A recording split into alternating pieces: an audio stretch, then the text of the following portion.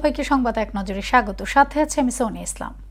Richter স্কেলে 8.8 মাত্রা ভূমিকম্পের পর রাশিয়ার কুরিল দ্বীপপুঞ্জে আঘাত হেনেছে সুনামি। রাশিয়ায় কয়েক দশকের মধ্যে সবচেয়ে শক্তিশালী এই ভূমিকম্পের জেরে যুক্তরাষ্ট্র, জাপান, ফিলিপাইন, ইন্দোনেশিয়া সহ 52টি দেশে সুনামি সতর্কতা জারি করা হয়েছে। সবাইকে সমুদ্র উপকূল থেকে দূরে থাকার নির্দেশও দেয়া হয়েছে। ৭১-এর মানবতা বিরোধী অপরাধের মামলায় সাবেক আওয়ামী লীগ নেতা মোবারক হোসেনের ট্রাইব্যুনালের মৃত্যুদণ্ডের রায় বাতিল করে খালাস দিয়েছেন আপিল বিভাগ।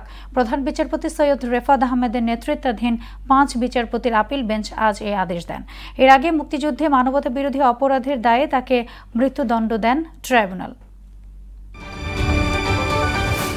জুলাই গণ অভ্যুত্থানের প্রথম শহীদ আবু সাইদ হত্যা মামলায় 30 আসামির বিরুদ্ধে প্রসিকিউশনের শুনানি শেষ হয়েছে। আজ স্টেট ডিফেন্সের শুনানি অনুষ্ঠিত হয়। সকালে এই মামলায় রোকেয়া বিশ্ববিদ্যালয়ের সাবেক প্রক্টর শরীফুল ইসলাম, সাবেক এএসআই আমির হোসেন সহ 6 আসামিকে ট্রাইব্যুনালে হাজির করা হয়। গুলশানের সাবেক এমপির বাসায় চাঁদাবাজির ঘটনায় গ্রেফতারে 5 জনের মধ্যে বৈষম্য বিরোধী ছাত্র আন্দোলনের নেতা আব্দুর রাজ্জাক বিন সুলাইমান রিয়াদের নাখালপাড়ার বাসায় অভিযান চালিয়ে 2 কোটি 25 লাখ টাকার চেক জব্দ করা হয়েছে। সকালে সমসাময়িক বিষয় নিয়ে ঢাকা মহানগর পুলিশ ডিএমপির সংবাদ সম্মেলনে এ তথ্য জানানো হয়। সরকারি হিসেবে এখন পর্যন্ত মাইলস্টোন ট্র্যাজেডিতে মৃতের সংখ্যা 34 জন। বিভিন্ন হাসপাতালে এখনও ভর্তি আছে 45 জন। এর মধ্যে জাতীয় বার্ন ও প্লাস্টিক সার্জারি ইনস্টিটিউটে ভর্তি 33 জন।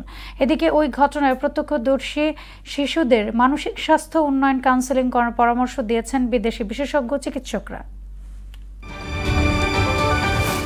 গাজা ইসরায়েলি বর্বরতায় আরও 83 ফিলিস্তিনি নিহত হয়েছে। 21 মাসেরও বেশি সময় ধরা তাণ্ডবে 60,300 ছাড়িয়েছে প্রাণহানি।